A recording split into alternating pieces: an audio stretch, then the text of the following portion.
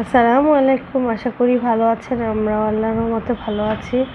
তো এটা জিরা পানি খাচ্ছি সকালে লেবু দিয়ে। শরীরের কন্ডিশন খুবই খারাপ, এখন নিজের হেলথের একটু যত্ন করতে হবে। ওয়েটটা মেপে নিলাম, ওয়েট অনেক বেশি আর কমানোর চেষ্টা করব। এই যে সকালের খাবার ডিম পোস্ট, রুটি আর পেঁপে ভাজি করে নিয়েছি। আর এইদিকে ছেলেকে একটু দুধ দিয়ে কলা, বাদাম, খেজুর সব কিছু মিক্সড করে একটু বানিয়ে দিলাম, ও খাবে এটা।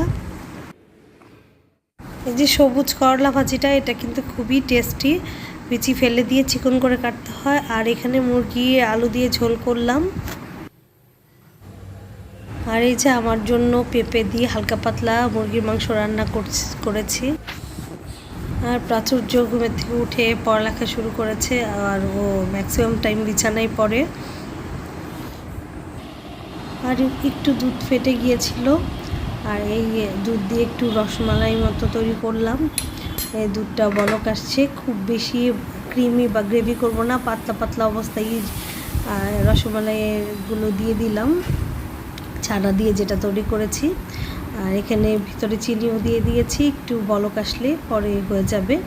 তো আজকের মতো এখানেই বিদায় নিচ্ছি, সবাই ভালো থাকবেন, আল্লাহ হাফেজ।